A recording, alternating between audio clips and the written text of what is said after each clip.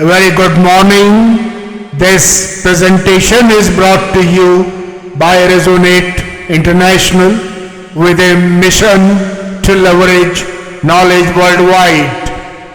The topic being covered is Steering India, Orchestrating Scale with Perseverance. Ladies and gentlemen, over the past 20 years, India has not merely progressed.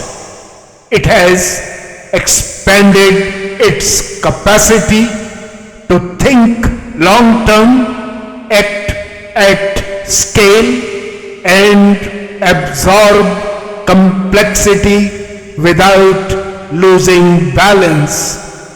The journey has not been uniform nor effortless, but it has been unmistakably directional. India today stands at a decisive threshold, not of potential but of orchestration as to how intent, institutions, and individuals move together with steadiness and perseverance. What matters now is not speed alone, but alignment. Let's look at what 20 years have established. 2 decades of transformation have positioned India among the world's leading economies, now within the top 5 globally by purchasing power and among the fastest growing large economies over this period. Digital public infrastructure today supports population scale identity, payments, and service delivery, while India's global footprint in services, pharmaceuticals, space capability, and technology continues to widen. Yet one lesson stands out clearly, that is, where execution is disciplined, outcomes are visible. Where it is uneven, potential remains incomplete. The foundation is firm. The decisive variable ahead is delivery quality.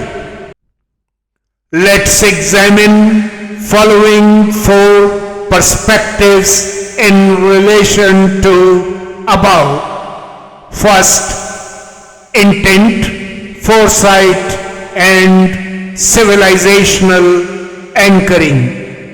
One of India's quiet strengths today is clarity of direction. Long-term thinking has increasingly entered institutional design, reducing uncertainty and allowing capital, talent, and effort to align with confidence. This foresight draws strength from deeper roots. India's civilizational wisdom, righteousness as ethical alignment, karma yoga as excellence through action, devotion to duty over entitlement, offers enduring behavioral guidance when translated into modern systems. It cultivates discipline without coercion and purpose without agitation. Let's look at the second perspective: people, power, demography, skills, and shared mindset. India's demographic structure is rare. Three productive generations operate simultaneously. Experience providing stability, the prime workforce delivering output, and a young population with a median age below 30, bringing aspiration and adaptability. This advantage matures fully only when skills, opportunity, and mindset move together. India already possesses one of the world's largest educated English proficient workforces. The next multiplier lies in a shared orientation where effort at every level, from any role or position, is viewed as contribution to collective progress. When individuals internalize quality, discipline, honesty, sincerity, and civic responsibility, not as obligation but as pride, quality of life rises naturally. Nations move fastest when personal excellence aligns quietly with national purpose. The third perspective is on systems, state capacity, and execution excellence. Scale alone does not deliver outcomes. Systems do. Process discipline, quality orientation, and consistency across manufacturing, services, governance, and social behavior define the next inflection point. India's state machinery, reaching the last mile, represents immense latent power. When planning rigor, execution skills, and accountability become non-negotiable, policy intent converts seamlessly into ground reality. Execution is where vision proves its seriousness. The fourth perspective is on trust, social cohesion, and global credibility. Sustainable progress rests on trust. When social justice is embedded as everyday behavior rather than episodic intervention, cohesion strengthens organically. When credibility guides domestic and international business conduct, influence compounds faster than capital. India's global diaspora further strengthens this trust bridge.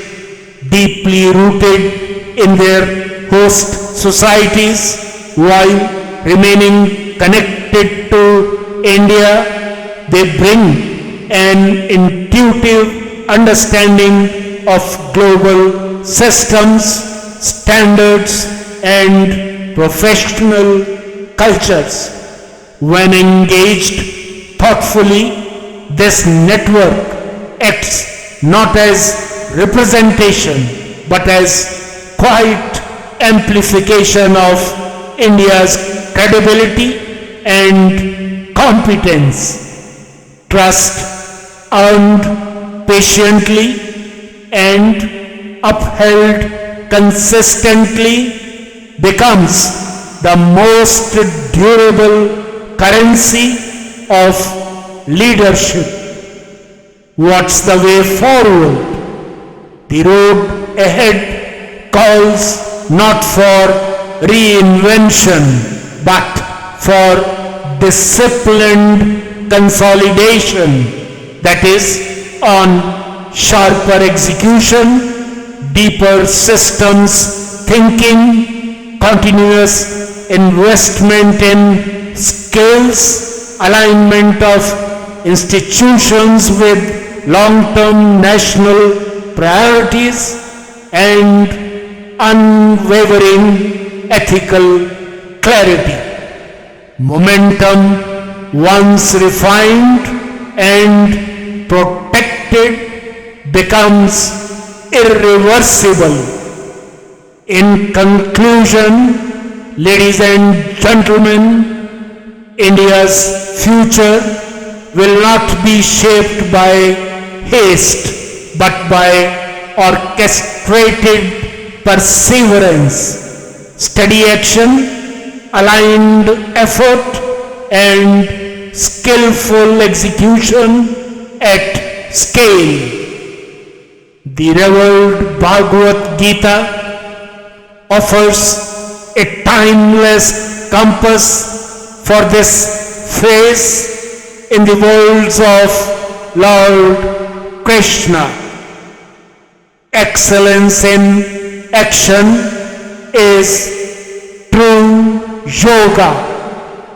When action is skillful, sincere, and aligned with duty, outcomes flow naturally, not as pursuit but as consequence.